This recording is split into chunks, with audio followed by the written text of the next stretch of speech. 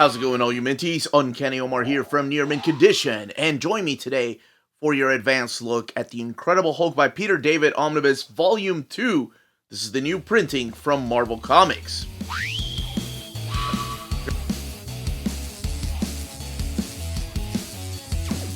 So here we have The Incredible Hulk by Peter David Omnibus Volume 2. This is the latest printing. This book had originally been printed in late 2020, but that is long sold out, and here we have the latest printing. So I will be doing a comparison with the original printing here on the left-hand side.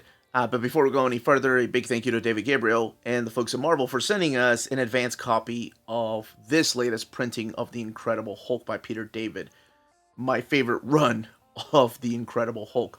Now, I am going to be doing something a little bit different here because I've already done an overview of this in 2020. So if you want to see and check out the more in-depth overview talking about the stories collected in here, go and check out that video. I'll put the link up above. And also, this is where I want your opinion as the viewer as to what type of overview you want to see. I've been doing longer overviews because I do enjoy talking about these stories. But I do want to test the waters with this one to see if this is the type of overview you want to see, where I just look inside the book, compare it, and then talk about the build of this new printing. If you prefer that instead of going through all the stories, or not all the stories, but give you an idea of what's collected in there, I'd be more than happy to do that. So it's up to you all. You all decide. Do you like longer videos like the John Byrne Omnibus overview, the Volume 2 that just came out earlier today, or this type of quicker overview? All right. So, this is going to be your direct market cover right here, and this is going to be your standard edition cover. That has not changed.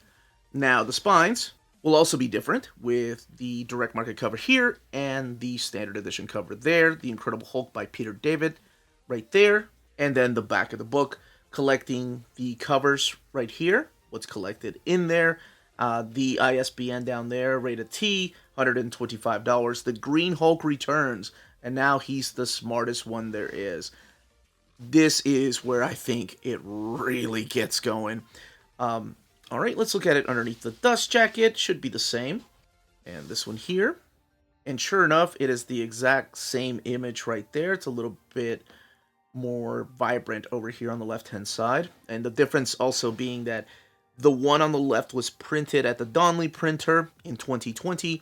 The one on the right was printed at the iMac printer.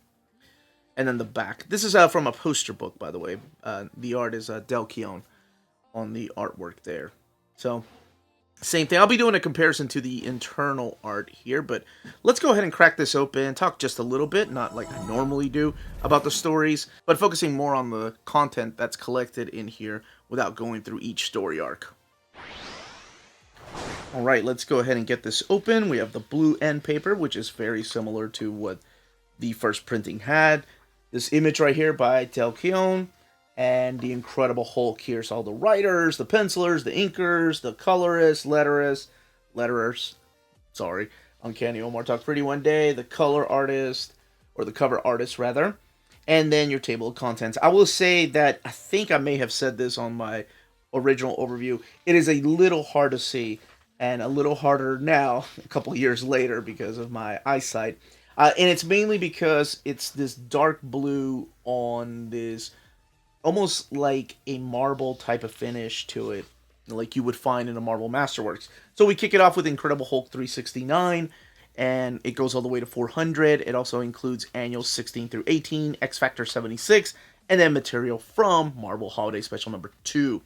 This book has 1,048 pages. So we do have Del Keown now being the main artist. Todd McFarlane left, and Dale had taken over the run. And to me, this is where it just becomes amazing. I've talked about how this run means so much to me. It's one of my favorite runs on the Hulk, and it is one of those creator-centric runs that defines the character. Because there's a lot, like, I think everybody has a top 10 list of writers and artists that define comics for them, whether it was Claremont and John Byrne on X-Men, or to some people, Claremont and Dave Cockrum, or Claremont and Jim Lee, Claremont and Paul Smith, or Frank Miller's Daredevil, or Roger Stern and John Romita Jr. on Spider-Man. I think all of us have a top 10 list of those type of stories. And DC's not alone, because I do think that George Perez Wonder Woman really redefined a character, or John Byrne on Superman. So this to me is definitely up there in my top 10 list of creators that redefined the character and made this character appear on my radar, at least. At least that's the way it felt back then. So yes, the Green Hulk, even before Peter David took over the book, had been gone, and he's been gone for about 4 years. He is reunited with Betty during this particular era. You can find out how by reading the book. There's a huge fight here with the what's his name? The Super Skrull. But this is the issue right here that just, to me, redefines this era. This is where you go inside of the mind of the character of Bruce Banner, and he's there with the Green Hulk. So Green is usually dumber Hulks, but stronger Hulk. And then you have smarter Gray Hulk. And all of them are coming together to decide what to do. And it's a beautiful story here, focusing on the childhood of Bruce Banner. And of course, that's building on what Bill Mantlo did in his run. Now, you can argue, well, that idea originally came from Barry Windsor Smith, that later became Monsters. That's not what I'm here to talk about. I'm here to talk about this. So this builds on that idea, and it progresses the character. So in the end, we get a Hulk that is smarter, and I think my wife calls him super hot, handsome Hulk, is what she calls him. So it's the Hulk that you see here. This guy right here. We haven't seen this type of Hulk before. Usually when he's greener, like I said, or green, he is stronger. There's also an introduction to the idea that there could be multiple different colors of Hulk, like the Dark Hulk idea.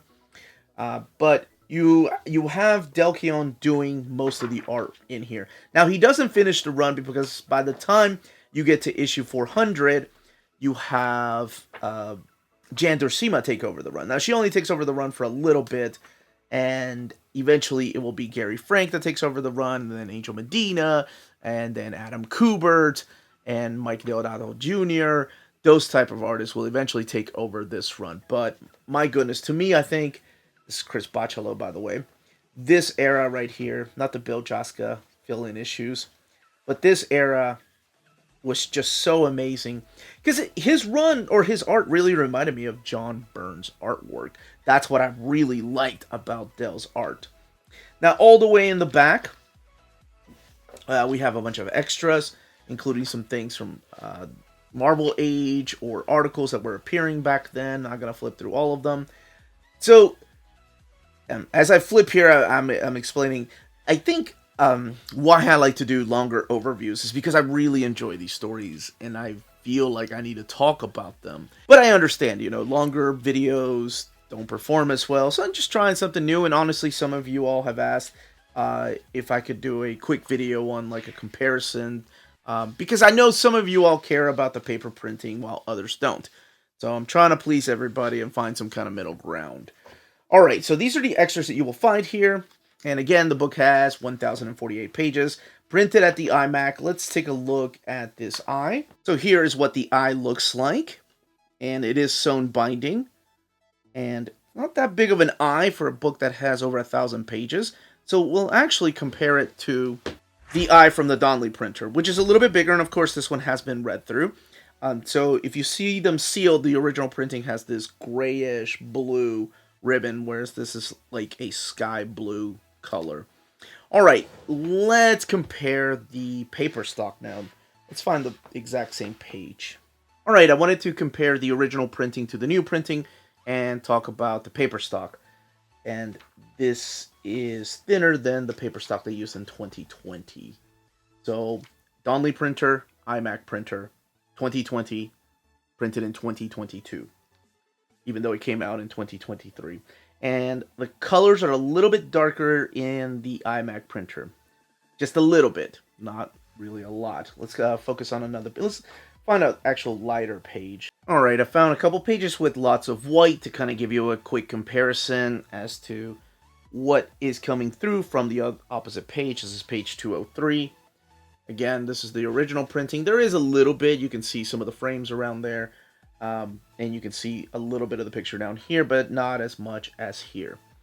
And I like to stress the fact that I know this does not bother everyone. I think most of you probably just want the books collected, and I get it, but it does bother some people, so I wanted to be thorough.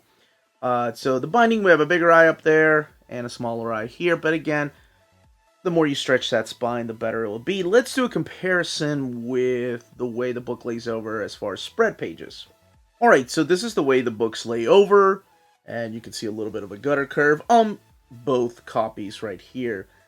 Honestly, the gutter loss looks about the same in these particular issues. Man, it's so weird not to be talking about Transabal or the War and Pieces crossover or the Return of the Defenders. But yeah, I did want to test out the waters to see if this is the style of overviews that people prefer. Let me see if I can find another spread. Okay, I found a better example because this is towards the back of the book. There weren't really that many spread pages towards the beginning. But here you can see, again, the way the book lays over on both the new printing and the original printing. You do have a little bit of a gutter curve on both instances. So you are going to lose very minimal artwork. I mean, gotta hold it down for both of them to see just about everything. But, I mean, it's very, very small. I've seen a lot worse, honestly. But that's it. Let me know in the comments if this is your type of overview, or if you like to hear those long-winded conversations to myself about these stories. That, as they say, is that.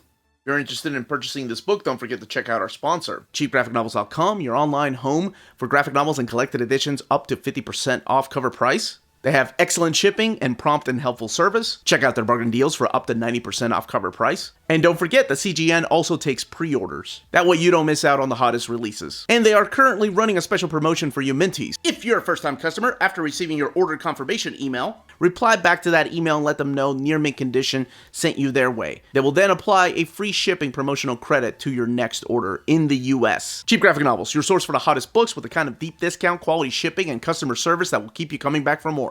And that was the content, the page count, and build of this omnibus, and of course the comparison to the original printing. Let me know in the comments down below if you are picking this up, if you've never read Peter David's run on the Incredible Hulk, and if you have, what you think about his run, and what your favorite part of his run was. Now, that's all I got, everyone. Stay healthy and safe out there. Don't forget to leave your comments down below and your thoughts and opinions on the type of overviews you want to see. Much love.